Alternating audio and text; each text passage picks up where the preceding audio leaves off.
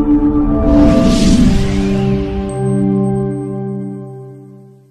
Kenya workforce is the most educated workforce, incredible opportunity, and he's doubling down on investing in Kenya. He so believes in its promise and its future. And so with that, what specific advice would you give to these U.S. private sector executives here in Atlanta tonight, considering entering the Kenya market for the first time? Yeah, go for it. You've got to take the leap.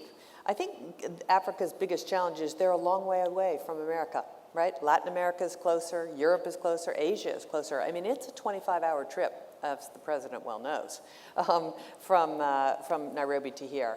But I think the opportunities abound. And if you're a tech company, start thinking about starting maybe the way that you've started in India or Southeast Asia. BPO, business process outsourcing, call centers, full stack code engineering. Those are the kinds of things that Kenya does incredibly well. They've got an abundance of talent, college-educated engineering talent that's looking for really good jobs. And I think you just got to get your feet wet and start. And I would also say if you've not been to Kenya, you need to go. Because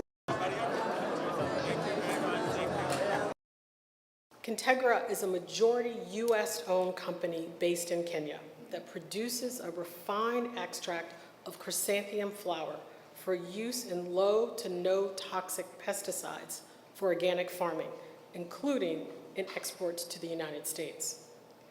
Through its deal life cycle, Congra received a USTDA support for feasibility study, transaction advisory services through USAID and Prosper Africa to structure their investment narrative and to engage private investors and direct funding from the DFC. These efforts have helped Congra raise $15 million in debt and equity investments needed to engage more than 30,000 Kenyan farmers so they could also expand their manufacturing capacity. We are serious about Africa.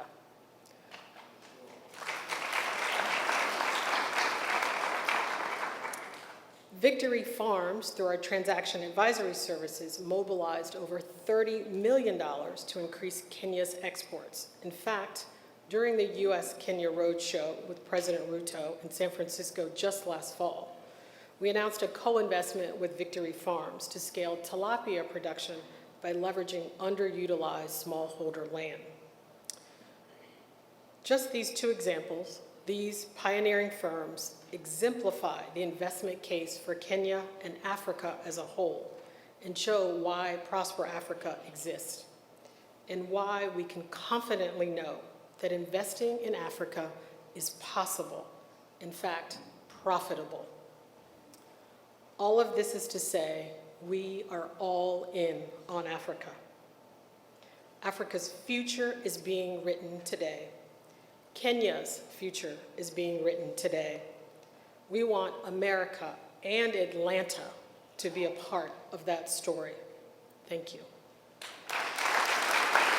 And in Kenya, the creative economy is already 5% of GDP. Remember I said tourism, which is what Kenya is so known for, is 10% of GDP. And so think about it, if that is tremendous opportunity, I think, for the employment of young people. And so there's a real move afoot by the president and his administration to build the creative economy. And this will take time. Listen, Lagos, Nigeria has been doing this for quite some time. South Africa has been doing this for quite some time. But there is a real core of creatives there. There is the financing availability there. Nikki Weinstock is going to make 10 movies in Kenya by Kenyan creators. So I think with a little bit of focus and making sure that business climate is great for creatives, I think this can be a very big business for Kenya. And as I said, we've been very inspired by what we've seen here. So thank you for hosting. One of the reasons I am so optimistic is Kenya's entrepreneurial spirit. In my view, Kenyans should be known as Innovation Nation. And let me give you a couple of examples. Kenya's entrepreneurs attracted close to $800 million in startup capital in 2023, climbing to the top spot in Africa.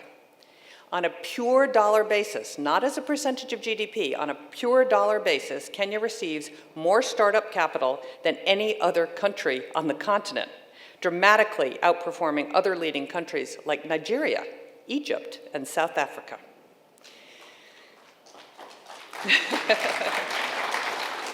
Kenya's startup ecosystem is particularly strong in e-commerce, fintech, agriculture and agri-tech, health tech, ed tech, apparel, electronics manufacturing, and of course, green energy.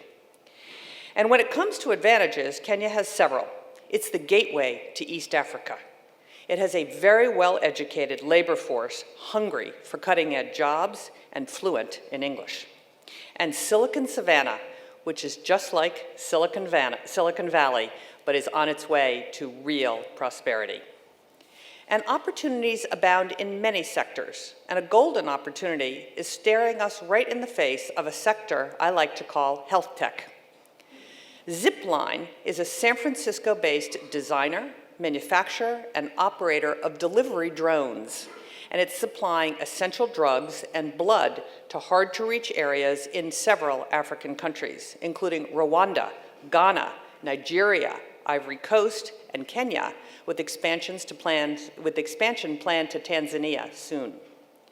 The company started operations in Kenya in January of 2023 and employs already over 70 Kenyans, including all its drone pilots for 18 drones that make up to 90 deliveries a day.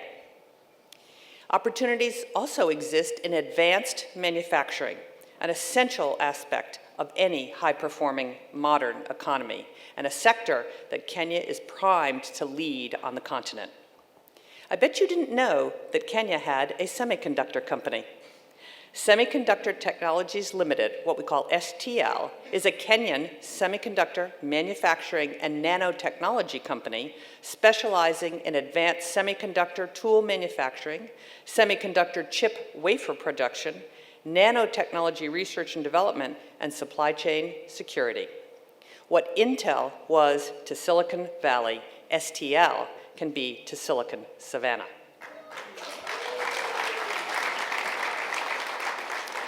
And it's companies like STL that are leading the way to a better and brighter future for Kenya.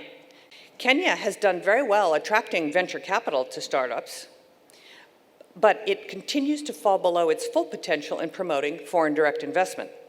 We worked together last year to reform laws that previously discouraged foreign direct investment in tech and business process outsourcing. But Kenya is also going to make similar reforms to encourage foreign direct investment in energy, mining, and green manufacturing. On taxes, Kenya must have a consistent and transparent and fairly administered national tax policy to attract and retain foreign direct investment. In my view, Kenya doesn't have to have the lowest tax rate, but it must have a consistent, transparent tax rate that is predictable, because companies make 4, 5, 10-year investments based on an understanding of the tax law. And that is well underway, I'm pleased to say, in Kenya. Well, I have been the U.S. ambassador to Kenya for nearly 2 years, and I've had the opportunity to get to know the Kenyan people, Kenyan officials, and Kenyan and American businesses. And what I have seen of our economic relationship has been impressive and inspiring. Despite challenges, there are exciting opportunities being seized and waiting to be captured. Second, I have been in your shoes. I know what it's like to make business decisions. I encourage calculated risk-taking. This is the moment to take a risk, to consider investing in Africa and in Kenya. This is the moment to diversify your supply chain and achieve your green energy goals.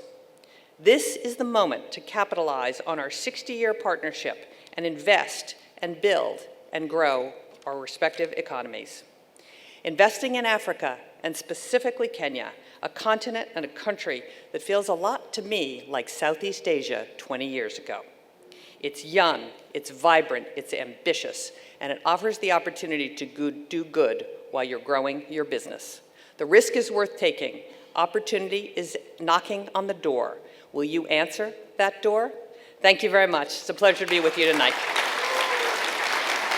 His Excellency, President Ruto, and members of the Kenyan delegation, The city of Atlanta is honored to have you make a stop in our great city on this visit.